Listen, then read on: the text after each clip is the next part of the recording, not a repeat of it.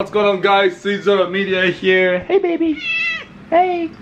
Long story short, I was on my computer just like drinking wine, drinking beer on like a Wednesday night. It was kind of shitty out. I didn't feel like going anywhere.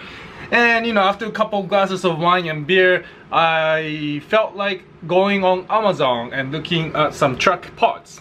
And I ended up buying 2-inch spacers for my Dodge Ram along with locking lug nuts for the wheels, and that got delivered today and I completely forgot about it. And in fact, I don't even remember ordering it. And I've done this in the past with my like RX-7. I bought eBay tow hooks that's made out of metal, nice piece, on eBay for like 30 bucks in the past. That's been just kind of sitting in a garage. And this is not the first time I've done this, and I know that some of you guys can relate, and I hope some of you guys can relate to this story because I don't want to feel like I'm the only one with this problem. I got this wheel locking lug nuts. I got these massive 2-inch spacers from Amazon, and I'll put the link in the video description below so you can check it out if you want. And yeah, shout out to Jason from Engineering Explained. Cool guy, met him a couple times. I don't usually watch YouTube videos because I'm too busy working on my cars and bikes and making videos, but when I do watch YouTube videos, I watch Engineering Explained and like Speed Academy and those guys. Anyways, I'll put the link in the video description below, and let me just do some unboxing and show you what we're dealing with here.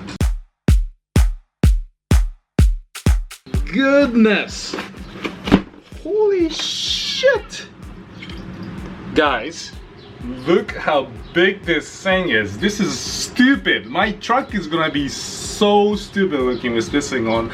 I hope it's not too massive with the over fenders. The reason why I ordered 2 inch instead of 1 inch is because I think at the time when I was looking for wheel spacers, they didn't really have an inch spacing for my truck wheels. So, you know, go big or go home, go 2 inches. And yeah, for those of you who are gonna start bitching about how wheel spacer is bad, how he wears out the bearings and he messes up the suspension geometry, and how I'm gonna have to get new alignments and stuff like that. Yes, I know of the issues. I know what wheel spacers are. You don't have to educate me on that. I have it on my Evo, I have it on my FD. I had like 1-inch spacers on my Z06 Corvette, which was wide body with 345s in the rear, which is ridiculous.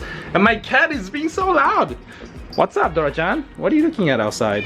What are you yelling at? What? What? What? What's the problem?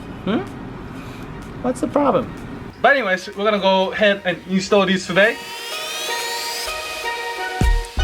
So this is what the truck looks like right now. It has no spacers, but the aftermarket wheels do poke the wheels out slightly. Actually, the front looks just about perfect. 2-inch up front is definitely gonna be too much. I think I'm gonna put the spacer on the rear first because the rear looks like it could use some spacing here. I want it to stick out just a little more, but not too much, obviously. And yeah, these lugs that came with the American racing wheels are already rusting. These are garbage, complete crap. So I'm gonna definitely do the lug nuts. And yeah, it's missing one piece here even, so I definitely need to do the lug nuts regardless of spacers. But I'll jack up the car and see what it looks like with this ridiculous 2-inch spacers.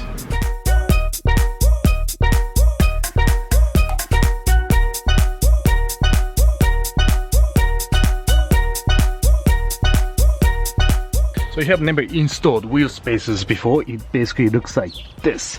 It comes with lug nuts that you're supposed to use to put on the spacers in place. I will use Loctite just so that this shit does not come out ever. One thing I guess when it comes to choosing a spacer is just go with a brand name product. I went with Orion Mototech because they had good reviews on Amazon. Sometimes these are not machined to perfection, which will result in vibration in the wheel, or maybe it might actually break apart and then you're looking at a wheel falling off. Worst case scenario that. So yeah, just choose wisely, look at the reviews when you're selecting a spacer brand. Alright guys, so here is the front wheel just kind of sitting on it. I didn't torque anything down. Spacer is looking ridiculous in there, 2 inches, but actually it doesn't look bad. It's kind of sticking out just slightly, but the front was what I was worried about, right? So if the front is sitting just slightly sticking out of the fender wheel, the rear should be sitting flush. So I'm actually pretty happy with the results here. I'm just gonna go ahead and torque everything down, lower the truck, and see what it looks like up front.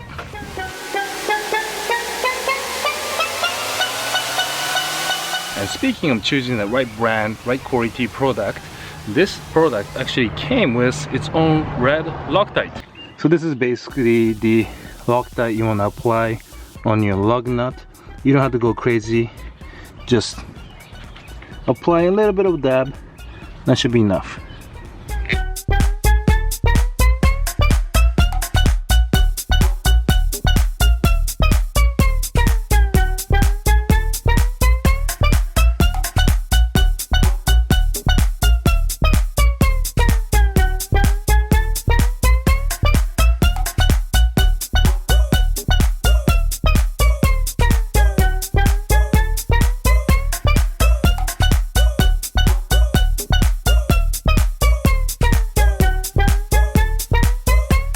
Alright, so the very first wheel is done. It's definitely poking out, but that's okay. It gives it that off-roading look.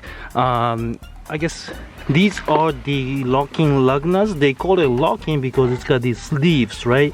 And you can only open it with a keyway that goes in a certain way. Now these are not like a true locking lug nut, because you can basically buy one of these online and remove your lug nuts. So make sure you don't lose this, so that you can remove the lug nuts when you need to, and then keep this in your truck. Because if you don't have this and you have like a flat tire or something, oh kids,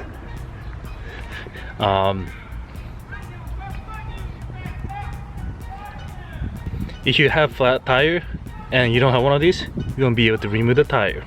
And also, do not install these lug nuts with the Loctite, because you will have a hard time removing these lug nuts.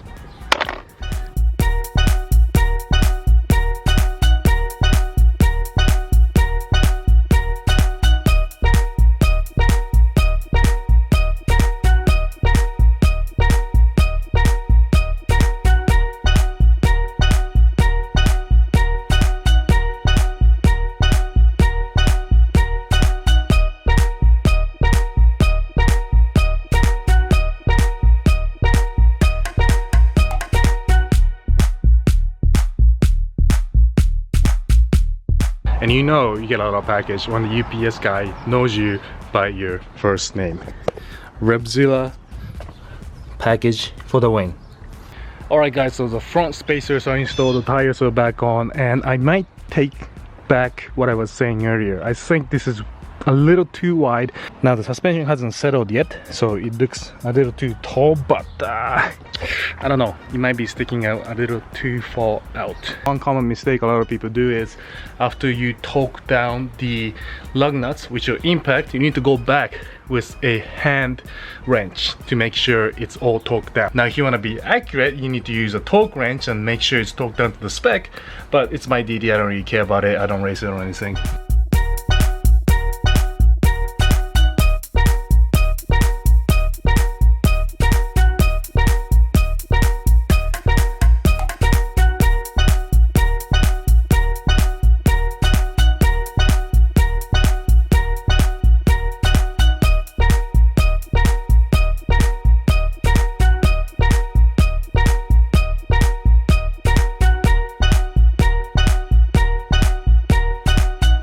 Alright guys, and installation is finished. Check this out. The rear actually looks really good right now. Now it looks flush to the over fenders as I expected. That's good. But the front might be for a little too much. I feel like for the front I could have gone with an inch. But again, I don't really care to take that off and swap it out. Maybe I'll go back to stock no spacers up front and keep the 2-inch in the back, but I'm just gonna drive around like this for now and see what happens.